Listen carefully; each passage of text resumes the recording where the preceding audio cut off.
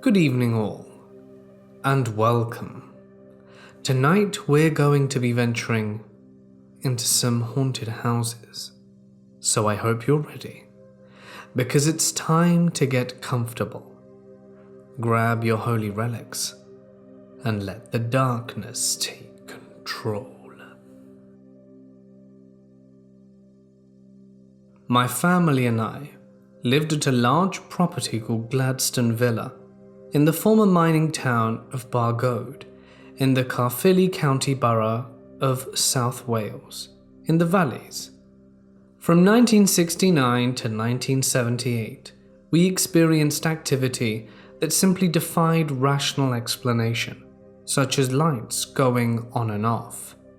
We witnessed electrical cables being pulled, and my grandfather Bill claimed to have a glass bottle thrown at his head as he entered the main bedroom, missing him by inches. I didn't personally see this myself, but I can still recall the time he came from there with the broken bottles in his hand and told us what happened. There was the occasional sighting, but this was very rare indeed.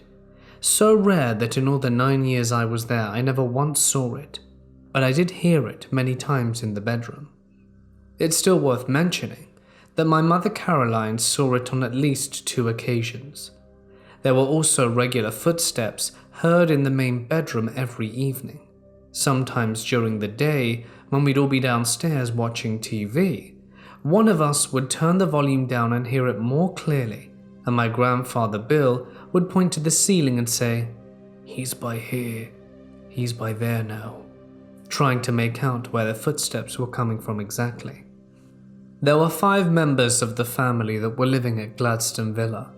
My maternal grandfather William Higgs, known as Bill to family and friends, a retired miner who worked at the local colliery.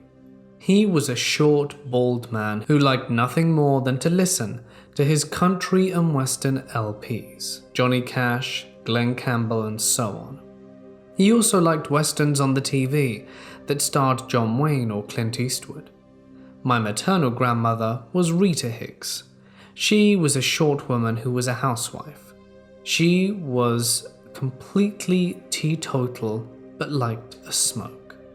She also liked collecting garden gnomes and watched soap operas on TV. My mother, Caroline Dexter, met my father at the local bakehouse in Baldwin Street. She was day shift regularly, and my father worked the night shift. He would stay behind to make her a cup of tea and chat. They dated for 3 years before they got married on Monday the 1st of April, 1968. The Beatles were number 1 with Lady Madonna, very apt. They did not get a place of their own, but decided to live with my grandparents at Gladstone Villa, which was in Cardiff Road. I was born August 24th, 1969, when everyone was listening to the latest number 1 in the charts, Honky Tonk Woman, by the Rolling Stones. It was soon after that my mother said that strange things started to happen. I was just a baby when she said it all started off rather quietly, like small tappings here and there, but nothing too noticeable. But in time, the activity gradually increased. One time my mother said the family heard a noise, like someone jumping down from the attic and onto the landing. Naturally, thinking that someone was trying to break in, they went to see what was going on. When they got there, they found no one, but the hatch to the attic was open. Whatever it was eventually occupied itself in the main bedroom, which incidentally was my grandparents' bedroom. It soon made its presence known by walking around the bedroom, and the sound of dragging could be heard. One day my mother went upstairs to that bedroom to get my father up for work, so he could get ready for his night shift. When she got to there, she was confronted by the sight of the ironing board placed on my father's torso as he slept. When he awoke, he was astonished to find the situation he was in. He suspected my grandfather Bill was playing pranks, but in time he knew my grandfather was not responsible for it, and he told his work friends what was going on there. and it got around that Gladstone Villa was haunted. My parents separated in 1972, and my father left Gladstone Villa, but it wasn't because of what was going on at Gladstone Villa. It was just a breakdown of a marriage. They finally divorced on April 25th, 1975. The British band, the Bay City Rollers, were #1 in the charts with Bye Bye Baby. Again, very apt. It would have been amusing, but for the fact of what was going on there. I was barely 2 years old, so I have no memory of my father living there. But he would come to see me every Saturday, take me to see my paternal grandparents, and to the local cinema. Great times, even though the paranormal activity persisted. As I got older, I witnessed the activity for myself. I actually saw the poltergeist activity for myself. I saw the electrical cables being pulled by unseen forces. I saw the lights going on and off, and when my grandfather Bill would play records on Sunday, as the family did at dinner, the music would turn off on its own. It took exception to the British band Slade and any religious TV shows my grandmother Rita would watch. The local police were also involved. I remember them popping their heads into the attic, hesitating and not going in, but they suggested it was my father playing a prank on the family. A family friend, Miss Ivy France, she was more of a friend of my grandma Rita. She was very skeptical when my grandmother told her that Gladstone Villa was haunted. I can still remember Ivy going into the main bedroom, looking around and saying it was a vibration from the traffic. But she was soon to change her mind when she experienced it for herself. It was then she suggested the local press and a medium. The medium was John Matthews, and when he came to Gladstone Villa, he started by asking the family questions. He then began by challenging the spirit to perform knocking on the ceiling, and sure enough, it responded by knocking back at him. At some point, John went into a trance to try and make contact, but he failed to get a name. He later confirmed the obvious, that there was indeed a presence there, and it was an earthbound spirit that had unfinished business. A priest by the name of Graham Jones was called to Gladstone Villa. He blessed the property, and after a few prayers, he duly left. It was quiet for a few short months after that. No incidents, but it did return, and with a vengeance. This time it decided to show itself. One evening, my grandfather Bill, my mother Caroline and I were watching television. My grandmother Rita was reading a book when all of a sudden my mother just so happened to look to her left, and she saw the full, solid figure of a monk standing by the doorway. We did not see this, as we were otherwise occupied, but she later described the monk in detail. Typical brown habit, complete with hood over the head, so she couldn't see the face. It sounded very much like a 16th century Benedictine monk. Fred Davies was also a friend of my grandfather Bill. They worked together at the local colliery, and he would visit most evenings. Fred was a slim man who would wear a flat cap and glasses, and smoked some homemade cigarettes that hung from his lips when he spoke. He would sit in his favorite chair by the open fire and talk to the family and watch TV with us. One day, Fred was with us, in his usual place by the open fire. I was quietly playing with my toys by the sideboard. It was quiet when all of a sudden there was one very loud bang. It was so loud that Fred ducked his head and I ran to my mother for comfort. When it was quiet, we went upstairs.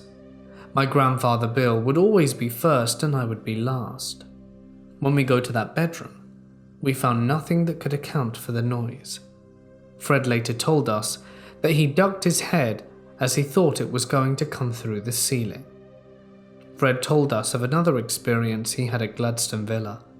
My grandfather Bill liked to look out the landing window that overlooked Cardiff Road into Bargoed town centre. This time Fred joined him, and he said he felt something brush past him. When he looked, there was nothing there. The most frightening experience I had was when I was alone in that particular bedroom. I made sure the light was on, it was very quiet, and I was laying on the bed facing the window that overlooked Cardiff Road, when I suddenly felt something heavy pounce on the bottom of the bed. I heard the bed springs go just once, and I felt the bed bounce. I didn't look straight away, but when I did, there was nothing there. I went downstairs to tell my family, and we all went back up. We saw distinctive paw marks on the bed, like that of an animal. I later found out that my grandfather, Bill, had a black Labrador called Tovey, who died before I was born. My grandfather, Bill, and my mother, Caroline, claimed to have heard a baby crying there, but as I didn't hear it at the time, I took very little notice of what they said. The activity got so bad that my mother, grandmother, and I slept downstairs with the lights on. It was only my grandfather Bill who was supposedly brave enough to sleep up there. It was then that he himself had yet another experience in there. He told us he was lying on the bed when all of a sudden he couldn't move. He couldn't even shout for us for help. This could have well have been sleep paralysis, but he said he heard something in the room with him. My grandmother Rita had her own experiences. One day she went upstairs into the room to get my grandfather up, when she saw the boiler door room open all by itself. She didn't stay there to see what it was, but she rushed out the room. On another occasion, she said she had the sensation of something pulling her under her foot, like she had stepped on this gown. We had the ghost for so long that my grandmother Rita gave her a pet name. She called him Johnny, and my grandfather Bill would shout out the name to provoke a reaction, but nothing happened. Ivy Francis's son, Charles, got to hear about what was going on at Gladstone Villa, and he came along with some friends, and with my family's permission they went into a bedroom. It frightened one of his friends, and to this day, he still says it was a spooky place. My mother Caroline had an operation on her toe and ended up on crutches to support her. The local nurse would tend to her foot, and my mother sat in the chair when the nurse came that day. The nurse knelt down to tend her, and she told my mother not to hold her. My mother looked at my grandmother Rita in amazement, as she wasn't holding the nurse at all. My mother made her own conclusions that it was Johnny the ghost that was holding her, so as not for the nurse to hurt her. The only time I heard the ghost being vocal was the time we were all in the room. One of us wanted to use the bathroom and we couldn't get in there. My grandfather Bill said, "He's behind there." I heard quite distinctively the sound of Gregorian chant, and that was it. Nothing more. We left in the summer of 1978 when two local businessmen bought the property, and Gladstone Villa was eventually converted into a small hotel, and its name changed to Reds Park Hotel. On the night before we moved, there was one final incident we experienced, as if it knew that we were going, and that it was its way of saying goodbye. My mother, grandmother, and I got ready to go to sleep. The light was still on, and then we heard the doorknob turning, as if someone was trying to get in. At first, I naturally suspected my grandfather Bill, as he was the only one who could have slept upstairs in that room, and we thought it may have been him playing a prank. I called out to him, but there was no answer, no laugh that would give him away. We then heard our belongings that were packed in the hallway being thrown around. The next day, I asked my grandfather Bill if he was playing a joke on us, and he insisted that he wasn't. And to this day I still believe him. I had my 40th birthday party at Reds Park Hotel in August 2009 for old time's sake, and it was the female staff that told me about the ghost, and I told them about what happened to me there 30 years before. The staff told me of their own personal experiences, the lights going off and on, the odd sightings in room 5. A bride in white was seen. Again, the claims of the baby crying that made no sense at the time. I did a thorough research of the property. in the Cardiff Road area, and I found out some very interesting things indeed. I found out from the Bargoed Library and local newspaper archives that Gladstone Villa dates back to the 1900s, and it was named after the former British Prime Minister William Gladstone. I discovered the previous people that lived there: the Kimmitt family in 1924, a newly married couple, Michael and Evelyn Kimmitt, and a son named Elvin. He died at 4 months, according to the archives. This may explain the baby my mother and grandfather kept hearing in the bedroom. Miss Evelyn Kimmitt died 1970, soon after I was born. Maybe this was why the activity all started. I also found that there was a monastery in Baldwin Street where my parents met and worked, and there was a property directly opposite the former Gladstone Villa property in Cardiff dating back to the 16th century. It is now a public house called the Rafa Club. A priest hide is said to be there, but it's sealed up. This explains the monk my mother saw. What I have said here is true. I wouldn't share it with you if I couldn't possibly back this up, and I have used real names as not to hide anything, and all I have said can be verified by the family of those people mentioned.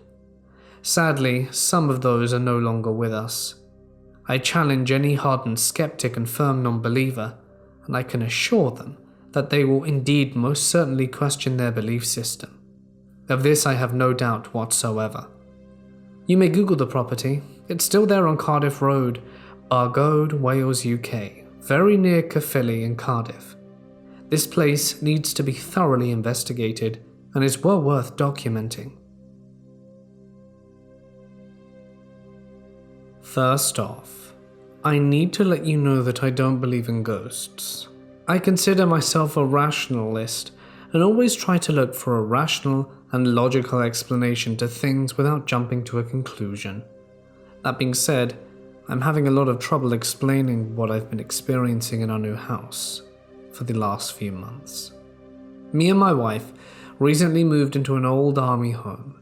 They're offered to all acting soldiers in my country and are very cheap. Most of them were built in the 60s and 80s. Our house is at the very back of a much larger section, at the top of a hill and overlooks a valley with a dense native forest below. It's very cozy and offers a lot of privacy with no immediate neighbors and a good view. At first I had a couple of weird encounters that left me scratching my head, such as when I was walking from the front door to my car when I heard a loud banging on my tin roof, as if something hard, like an acorn, had landed on it and was bouncing down. Whatever it was, it bounced off the roof and into the branches of the tree in our front yard, which begins to sag under the weight of the thing. There were no branches hanging over our house that could have dropped anything, and I couldn't see any fall off the roof, nor did any land on the ground after it made the tree branches sag. I thought it was weird and mentioned it to my wife at the time, but just sort of brushed it off. Then there were the windows in my living room. Me and my wife live alone. I had our windows open to let the breeze in because it was a hot summer's night, and I decided to close them since it was time for bed. As I closed them, my wife called me outside to the backyard since she had spotted the International Space Station moving across the sky. After I came back in, I sat down on the couch, and I noticed the curtains were flapping in the wind. I walked over to check the windows I had just closed, and they were now wide open. I know for certain I had closed it just moments ago when my wife was outside the whole time, so she couldn't have opened it. I asked if she saw me close that window, and she said she was standing in the doorway and watched me do it. I kept asking her if she was messing with me, but I can't figure out how it could have happened. The last and most troubling incident was what prompted me to make this post. Last night, I went to bed just after my wife, who was already asleep. I lay in bed browsing on my phone when suddenly I noticed I could hear what sounded like heavy breathing. I stopped and listened for a moment, assuming it was just my wife snoring or something. But she was sleeping right next to me, and this sounded like it was coming from the far corner of the bedroom. I focused on the sound for what felt like several minutes, while being paralyzed with fear. I was convinced someone was standing at the end of my bed. I woke up my wife. She was half asleep until I said I thought it sounded like someone was in the house, which made her bolt up, and then she said she could hear it too. I then turned on all the lights and went around the house, checking all our locks and cupboards, and didn't sleep well that night. Has anyone experienced anything like this before? Am I just being paranoid? I'm usually quite level-headed, but this is starting to make me question my own sanity and judgment. My best friend Amy and I have been inseparable since age 11. I basically grew up at her family's beautiful 80-acre farm in Ontario, Canada. It's one of my favorite places in the world, and I have countless good memories there. I even got married there a couple of years ago. With the good memories, there are some that I cannot explain, and it has made me reconsider what I know of the world. When Amy's family bought this property 20 years ago, the heritage farmhouse that came with it was in terrible shape. It was over 100 years old, and it's your typical red brick Canadian farm. When they arrived, the kitchen floor was caved in, open like a pit. It was full of bones. They assumed that it was perhaps a garbage chute below the cooking area, but there were many different kinds of bones, including animals we typically don't eat. Weird. But they went ahead and filled it in and repaired the house. Over the years, they have transformed the place dramatically, and it's been cool to watch the process. When we were 12, Amy's youngest sister Chloe came up to Amy and I out of the blue and suggested we tie her up and put her in the cellar. It was obviously a weird request, but we obliged, thinking it would be funny. She was a bit of a brat, and it would give us a spooky thrill. We followed her down to the dirt floor basement, which of course had always felt like the creepiest place in the house, and proceeded to tie her hands and feet with some soft jump rope she had provided for us. She talked us through a list of things we needed to do in a quiet, monotone voice. We laid her down in the cellar, which had a heavy door to keep it cool, and she instructed us to turn off the lights and shut the door. The light was off for a second before she let out a blood-curdling scream. We jumped inside in a flash to see Chloe trembling, wide-eyed, and she had wet herself. To this day, I have never seen someone in a state like that, an honest, manic state of fear. She told us that the moment the room went dark, something heavy had shuffled in the room in a low voice and greeted her with a low, rumbling, "Hello." The lights in the basement flickered, and she recalled the hello, and we all felt an enormous wave of icy fear wash over us. We scrambled to untie her and got the hell out of there. Can you remember how it felt running up the basement steps as a kid? Like someone was after you? Far more tangible than the usual childhood imagination. It was like something reached for us as we ran. We never played in the basement again. When we talked about it later, Chloe had no memory of ever asking us to tie her up, nor did she recall even going down to the basement. She was very hurt that we had done that to her. This annoyed Amy greatly, as she thought Chloe was just trying to get us into trouble. But Chloe never told her parents, and based on the glossy look in her eyes when she asked to be lowered into the cellar floor, I believe her. When we were 15, everyone in the house was having weird experiences. Going upstairs to the bathroom, there was always something in the corner of your eye rounding a corner or peering at you from a doorway. It was unsettling to say the least. As we went through the goth and emo phase, Amy started to mess around with potion making, pentagram items and other oddities. I didn't necessarily credit Amy with this, but things started to get kicked up a notch after that. I was there for a sleepover once, in summer. Amy and I were sleeping in her bed, and she had an alarm clock that would project the time on her ceiling in that typical red segmented alarm clock font. Weird things would always happen at certain times of the night, and we would watch the red numbers and hush our girl chat at those times and listen to the house. Midnight, 1:11, 2:22, 3:33, and so on. One morning I woke up just as the sky was starting to lighten. I needed to use the bathroom and was sleeping on the inside of the bed against the wall, facing Amy's posters. I rolled to my back to check the time, and I could not see the hour. My blurred, sleepy eyes focused harder, but something black was obstructing the time. My eyes widened in terror as I turned my head towards Amy and realized the blackness was an entire human figure floating in the air about a foot over Amy. It looked like a mirror of Amy, but with no discernible features or form. Humanoid, but wrong. It was not dark in the room. The morning light had filled her room with a dull grayness, and I could see details across the room. I stared at this figure in horror, moving my eyes up to its empty face. No mouth, no nose, just emptiness.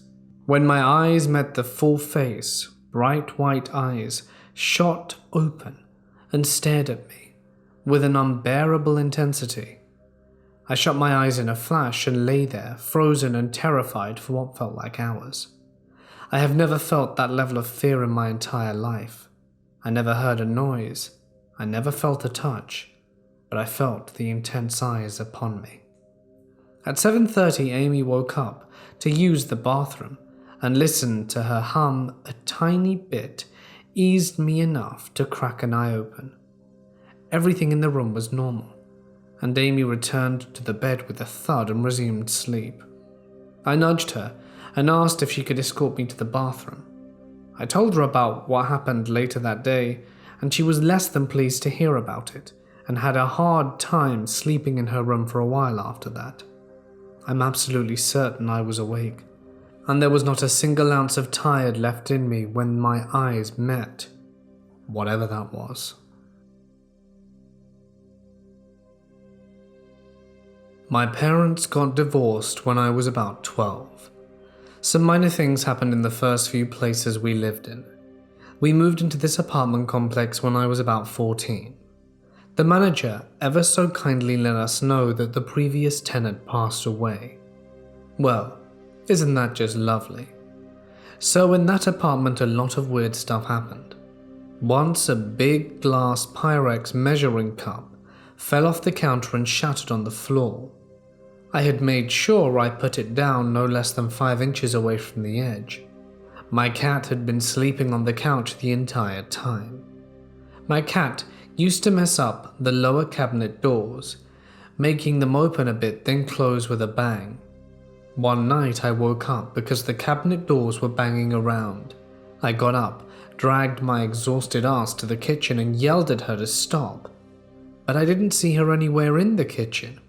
And then I remembered she wasn't even in my apartment. We had taken her up to my grandmother's earlier that week. When I was 16, I was sitting in the living room with my then boyfriend, being silly and taking pictures with a digital camera. Every picture we had taken that afternoon were all weird. There were orbs, drastic lighting changes and weird streaks of light, and faces reflected in the computer monitor that was off, and the faces didn't belong to either of us. To debunk the pictures, I cleaned up the camera lens, cleaned the monitor, and made sure the lamp wasn't being too glitchy, and took a few more pictures. The orbs and faces didn't reappear, but the weird lighting and streaks did. I set the camera down because it freaked me out, and the next day when I wanted to show my best friend the pictures, they were all gone. All but one, of me and my boyfriend sitting next to each other. Never could explain it. That was about 10 years ago, and I'm still dealing with a lot of weird stuff that's happening in the house I currently live in.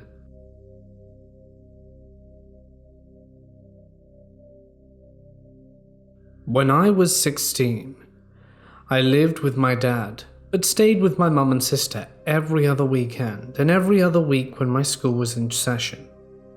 I am a female. My mom was renting half of a duplex in Wisconsin at the bottom of a hill with a very old post office at the summit.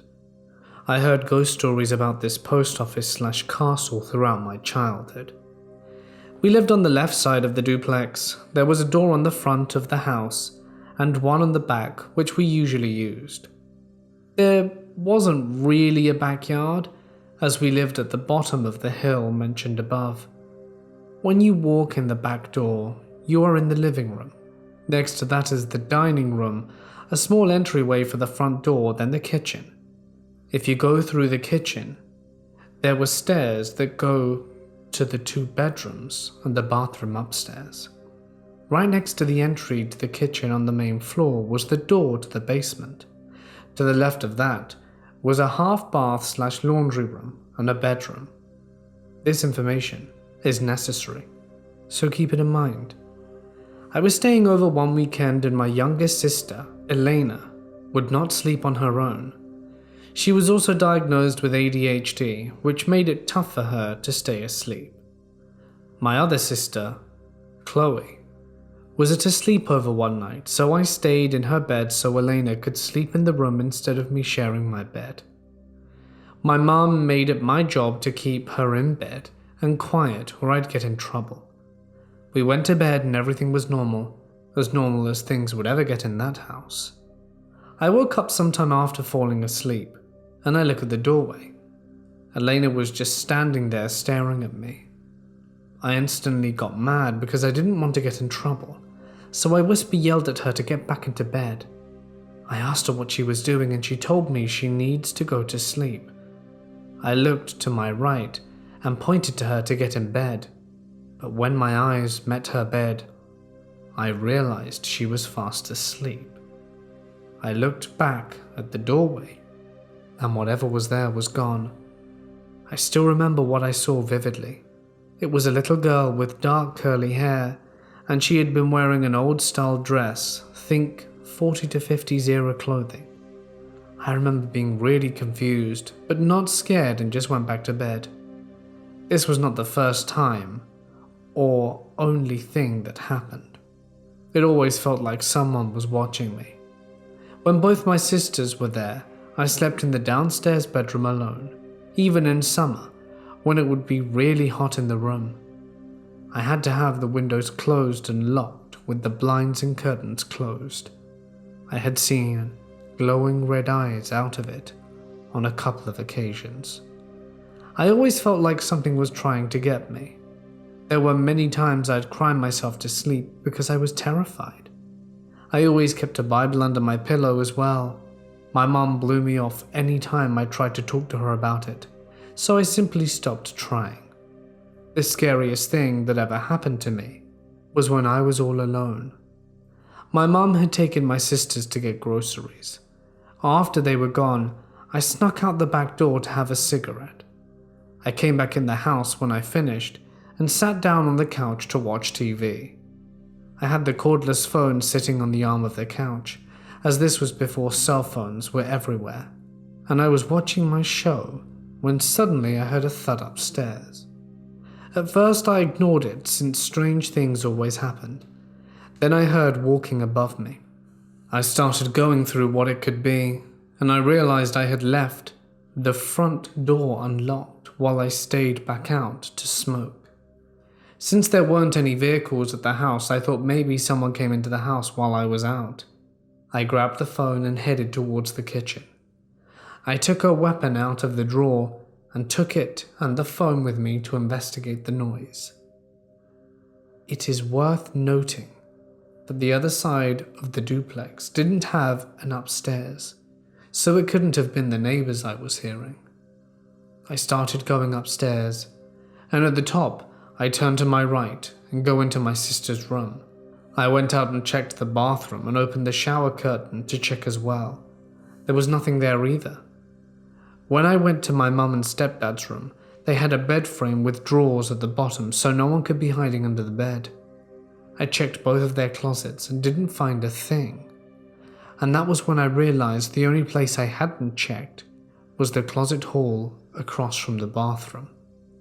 I walked out the bedroom window to the top of the stairs and told whoever was there that if they left now I wouldn't call the police, but that my mum would be home soon. Then I ran down the stairs, through the kitchen and locked myself in my bedroom on the first floor. I sat on the floor again, the wall opposite where the door was. As soon as I shut the door, I heard someone run down the stairs behind me. As I sat against the wall, I cried, and all I could see was the doorknob turning violently. I was terrified. I honestly thought someone was trying to hurt me. Then I heard the car doors close outside and everything immediately stopped. These were no footsteps or anything. I heard my mum and sisters walk into the house, so I got off the floor and left my room. I was still crying and my mum found me and asked what was going on. She was horrified as I stood there with a large weapon and the phone, and I told her what happened, and she just scolded me for having an overactive imagination and that I should be better and not tell my sisters. I never told them, but always thought about this experience. A few years later, my mom, stepdad and sisters were living in their newly built house. One day, my sisters and I were in the car with my mom and talking about the old house, when Elena spoke about the man she always used to see. I told the story of the little girl and my terrifying experience of being chased down the stairs. When I finished with the second story, Claire leaned forward and said, "That happened to you too?" I'd never told anyone about my experiences. 10 years after my family lived there, my best friend's sister's family moved in. I went with them at once to visit, and from the moment we pulled into the driveway, my hair stood on end. The entire time I felt like something was unhappy I was there. Her sister said they just had some strange things happen, but nothing too bad. The youngest just kept talking about the old man who lived there, but the oldest living person in the house was late 30s to early 40s. And I still get chills whenever I think of that place.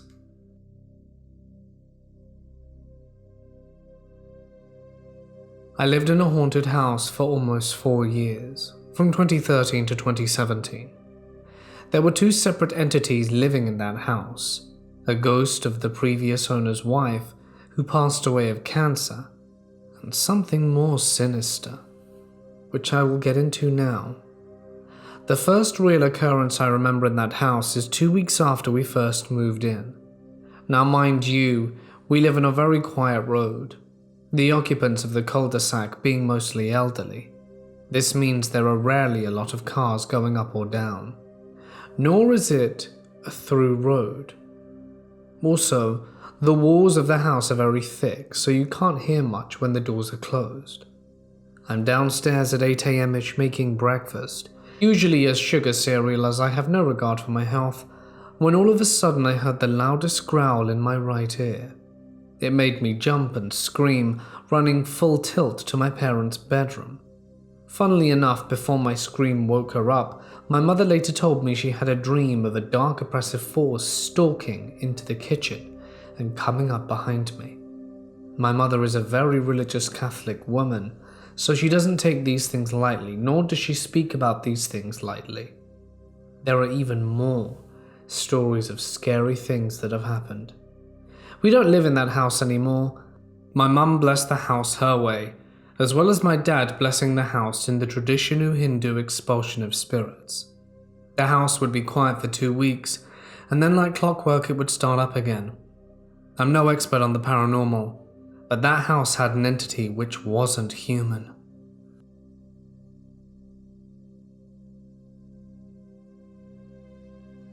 Holiday house? Well, not for me and my mum. Before I start, I will take you back to 2014. This happened in Queensland, Australia.